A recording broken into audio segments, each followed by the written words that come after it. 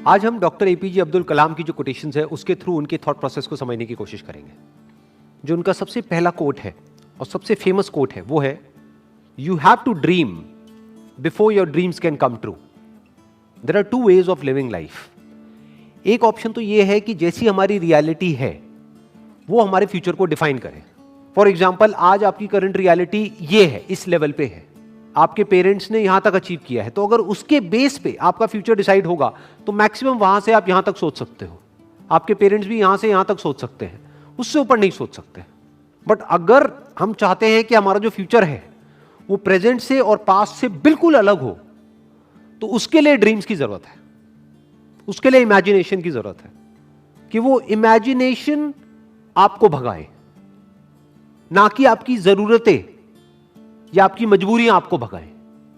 और इमेजिनेशन की खास बात क्या है, आपके हाथ में पूरा कंट्रोल है कि आप कहां तक सोच सकते हो, आप कहां तक इमेजिन कर सकते हो। उसका आपकी रियलिटी से कोई कनेक्शन नहीं है। हो सकता है आप एक ऐसे बैकग्राउंड से हो जहां से कि वो इमेजिनेशन दूर दूर तक मैच नहीं हो रही है। और इसका सबसे बड़ा एग्जाम्पल कौन है? Doctor APJ Abdul Kalam. पहले तो एक इतने छोटे से गांव से निकल करके एक इतना बड़ा साइंटिस्ट बनना, और उसके बाद में भी इस कंट्री के प्रेसिडेंट बनना। लाखों करोड़ों स्टूडेंट्स के लिए वो एक आइडल हैं आज भी। अगर जिस बैकग्राउंड से वो आए, जो उनकी रियलिटी थी, अगर उसके बेस पे उनका फ्यूचर डिसाइड होता तो कभी भी वो इसका 1% भी अचीव नहीं कर पाते जो उन्होंने अचीव किया। लेकिन जो भी कुछ उन्होंने अचीव किया वो किया अपनी ड्रीम्स के बेस पर। और अगर ध्यान से उनकी लाइफ को ऑब्जर्व करोगे तो कभी भी उनका सपना ये नहीं रहा कि मुझे ये पाना है, मुझे वो पाना है, मुझे वो पाना है, मुझे वो पाना है, क्योंकि ये सपना तो आपको भिखारी बना देता है।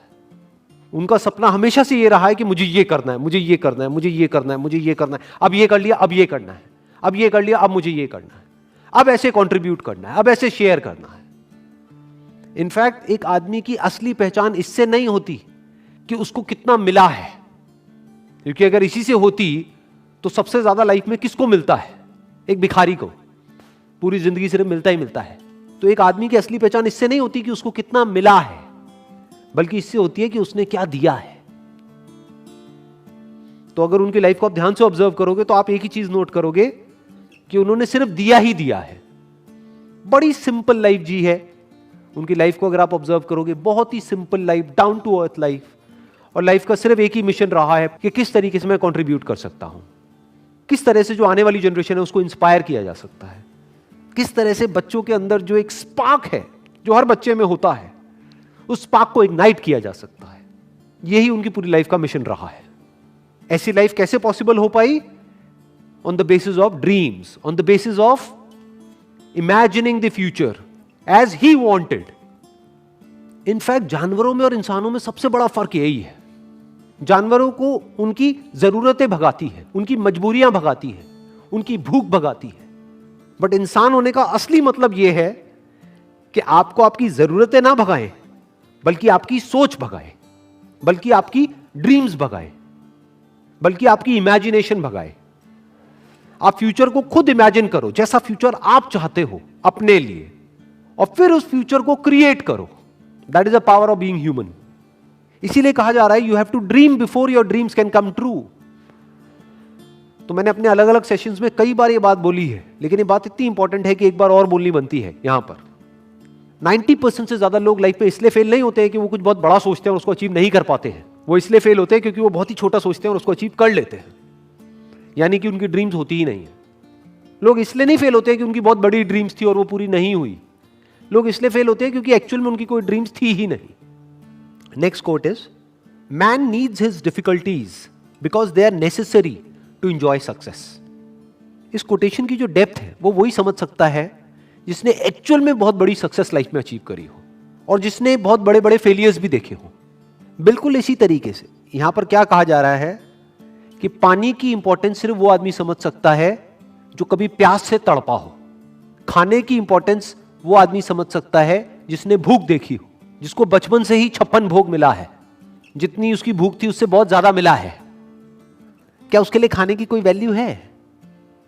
बट जो आदमी 2 दिन से भूखा है उसको आप कुछ रूखा सूखा भी दोगे तो उसकी क्या वैल्यू है उसके लिए, वो सिर्फ वही आदमी जानता है। ऐसे ही सक्सेस का मतलब सिर्फ वो आदमी समझ सकता है जिसको सक्सेस मुश्किल से मिली हो, जिसके बाप ने कुछ किया और करके एक लेवल तक पहुंचा और उस बच्चे को ले जा करके कुर्सी दे दी और वहां पर बिठा दिया। वो कभी नहीं समझ सकता कि सक्सेस का मतलब क्या है। इनफैक्ट सक्सेस को वही आदमी डीपली इंजॉय कर पाएगा और ज्यादा टाइम तक इंजॉय कर पाएगा जिसको वो सक्सेस बहुत ही मुश्किल से मिली हो, जो उसके लिए बहुत तड़पा हो। इसको आप इस तरीके से कह सकते हो कि एसी का मजा एक्चुअल में किसको आ सकता है? जिसने गर्मी को फील किया हो, जिसने गर्मी को एक्सपीरियंस किया हो। जैसे मुझे अपने एक बचपन की एक बात याद है, when I was I think around 8 to 10 years old, तो हमारे घर में पंखे होते थे। तो हमारे एक रिलेटिव होते थे, उनके घर में एसी लगा था। उस वक्त एसी बहुत कम घरों में होता था, आज तो कॉमन हो गया है। मुझे अभी भी एग्जैक्ट याद है वो फीलिंग, जब मैं उनके घर जाता था तो वो जो एसी वाला कमरा था, जैसे ही उसका गेट खोलता था और वो हवा पड़ती थी, ये अंदर थोड़ी देर के लिए बैठने को मिल जाता था, तो क्या फीलिंग आती थी वो मैं ही जानता हूं। That was like heaven on earth. जबकि देखा जाए तो क्या है कि एसी तो है। अब ये फीलिंग क्या कभी उस बच्चे को मिली होगी जो पैदा ही एसी में हुआ? तो मुश्किलों से डरो मत, मुश्किलों को अपना दुश्मन मत समझो। मुश्किलें आपकी एक्चुअल में दोस्त है, क्योंकि जितनी ज्यादा आपने मुश्किलें सही हैं, जितने ज्यादा आपने फेलियर्स देखे हैं, उतना ही ज्यादा आपको मजा आने वाला है जब आपको सक्सेस मिलेगी। Next quote is, it is very easy to defeat someone but it is very hard to win someone. किसी को भी हराना बहुत आसान है। कैसे हराना? चाहे फिजिकली हराना, चाहे बातों में हराना। किसी को भी तोड़ना, हराना मतलब तोड़ना, बहुत आसान है। और विन का मतलब जोड़ना, अपने साथ में जोड़ना बहुत मुश्किल है। It is very hard to win someone. कैसे जीतना? उसका दिल जीतना, उसको जीत लेना, उसको दोस्त बना लेना, उसको अपना बना लेना, उसको अपने साथ जोड़ लेना बहुत मुश्किल है। क्योंकि उसके लिए एक ऐसी क्वालिटी चाहिए जो बहुत ही कम लोगों में होती है। क्या है वो क्वालिटी? पेशेंस। बहुत पेशेंस चाहिए। जैसे आपके घर में कोई पौधा है, उसको तोड़ना कितना आसान है। उसको पकड़ो और जड़ से उखाड़ दो और फेंक दो, बट उसको पालना कितना मुश्किल है।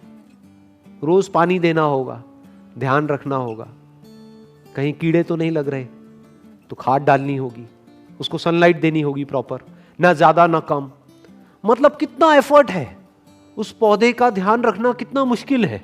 बिल्कुल इसी तरह से जैसे एक पौधे को मेंटेन करना होता है, ऐसे ही रिलेशंस को मेंटेन करना होता है। किसी भी रिलेशन को खत्म करना बहुत आसान है, बट उसको समझना, उसके पॉइंट ऑफ व्यू को समझना बहुत मुश्किल है। और मजे की बात क्या है, हमारा जो पूरा का पूरा एजुकेशन सिस्टम है, it is all about defeating someone, not winning someone. उसकी तो कोई बात ही नहीं होती। जब भी कोई बोलता है कि मैंने टॉप किया है, इसका मतलब क्या? कि बाकी सबको मैंने पीछे छोड़ दिया है। देखो मेरे को ये मेडल मिला है, गोल्ड मेडल मिला है। क्यों? क्योंकि मैं रेस में फर्स्ट आया हूं। मतलब क्या? मैंने बाकी सबको हरा दिया है। I have defeated everyone else. तो हमारी जो ट्रेनिंग हो रही है बचपन से ही, कंडीशनिंग हो रही है, जिस तरह का एटमोस्फेयर है चारों तरफ, जिस तरह का हमारा एजुकेशन सिस्टम है, जिस तरह की घर पे बातें होती हैं, जिस तरह के कंपैरिजंस होते हैं, यहां तक कि भाई बहन को भी नहीं बख्शा जाता है, आपस में लड़वा देते हैं कि देख तेरी बहन कितनी अच्छी है पढ़ाई में, तू कितना गया गुजरा है, तू कितना निकम्मा है। तो ये क्या किया जा रहा है? कंपटीशन करवाया जा रहा है और एक दूसरे को पीछे छोड़ने की कोशिश करी जा रही है। चारों तरफ किसी दूसरे को हराने के बारे में सोचा जा रहा होता है। तो ये तो हमारी रग रग में दौड़ रहा है। किसी को तोड़ने के लिए जो चाहिए वो तो हमारी रग रग में दौड़ रहा है। तो सवाल ये उठता है कि किसी को जोड़ने के लिए, किसी से जुड़ने के लिए और किसी को अपने साथ जोड़ने के लिए, किसी को अपना बनाने के लिए क्या क्वालिटीज हमारे अंदर होनी चाहिए, वो समझना पड़ेगा और वो अपने अंदर डेवलप करना पड़ेगा। उसके अंदर सबसे बड़ी क्वालिटी होनी चाहिए पेशेंस। दूसरी होनी चाहिए केयरिंग एटीट्यूड, कि ये नहीं कि आप पूरी तरह से सेल्फिश हो जाओ, अपने बारे में सोच रहे हो। सामने वाले की केयर करनी होगी, सामने वाले की जो फीलिंग्स है उसकी केयर करनी होगी। अगर दूसरे वे में देखा जाए तो एक तरफ से क्या हो रहा है, जब आपने किसी को हराया तो जिंदगी भर के लिए आपको एक दुश्मन मिल गया, क्योंकि अब वो मौका ढूंढेगा आपको हराने का, और आज नहीं तो कल आपको हराएगा। वो किसी भी तरीके से आपको हराएगा। तो आपको क्या मिला? किसी को हरा करके एक जीत मिली छोटी सी, लेकिन जिंदगी भर के लिए एक दुश्मन मिल गया। दूसरी तरफ से अगर किसी को हमने अपना बना लिया, तो अगर हम किसी वजह से हार भी गए on a temporary basis because of some reason, तो वो हार बहुत छोटी है उसके आगे जो एक्चुअल में हमको मिला है। क्या मिला है? जिंदगी भर के लिए एक दोस्त मिल गया है। और दोस्त अगर एक्चुअल में दोस्त हो, वो नहीं जो सिर्फ मतलब के लिए होते हैं, दोस्ती अगर असली दोस्ती हो तो उसकी वैल्यू पैसे में आंकी नहीं जा सकती है, या ये कह लो उसकी कोई वैल्यू ही नहीं है। That is priceless. देखो ध्यान से समझो क्या हुआ कि जब भी आप किसी को हराते हो तो याद रखना, आपको लग रहा है कि आपने उस एक को हराया है तो मेरा एक ही दुश्मन बना। अरे आपका एक दुश्मन नहीं बना है, उसके सारे दोस्त भी तो आपके दुश्मन बन गए। तो अब आपका एक दुश्मन नहीं है। अगर इस आदमी के 1000 दोस्त हैं तो अब आपके 1001 दुश्मन है। दूसरी तरफ से अगर आपने किसी को अपना बना लिया है या एक दोस्त बनाया है, तो यह मत समझो आपने एक दोस्त बनाया है। अगर इस आदमी के 1000 दोस्त हैं तो अब आपका एक दोस्त नहीं है, अब आपके 1001 दोस्त हैं। इसको दूसरे वे में भी बोला जा सकता है कि जिसकी आदत बन जाती है दूसरों को जीतने की, तो पूरी दुनिया उसकी दोस्त बन जाती है। और दूसरी तरफ से जिसकी आदत है सिर्फ दूसरों को नीचे गिरा करके खुद ऊपर उठने की, या दूसरों को हरा करके खुद जीतने की, उसकी पूरी की पूरी दुनिया ही दुश्मन है। आज नहीं तो कल उसको ये समझ आ जाएगा, पूरी दुनिया उसके अगेंस्ट हो जाएगी। और इस तरफ से अगर किसी के अंदर ये क्वालिटी है तो पूरी दुनिया उसके साथ में आकर के खड़ी हो जाएगी। और इसमें सबसे बड़ा एग्जाम्पल है वो जहां से कि ये कोटेशन आ रही है, यानी कि डॉक्टर एपीजे अब्दुल कलाम। चाहे कोई भी आदमी हो, किसी भी रिलीजन का हो, किसी भी कंट्री का हो, सब उनकी रिस्पेक्ट करते हैं। ऐसा कैसे हो पा रहा है? इसका मतलब यह है कि उन्होंने सबका दिल जीत लिया है, सबको अपना बना लिया है। अभी आप लोग जो मुझे वीडियो में देख रहे हैं, मैं आपको स्ट्रांगली रिकमेंड करूंगा कि डॉक्टर एपीजे अब्दुल कलाम की एक बायोग्राफी है जो कि गुलजार साहब ने लिखी है।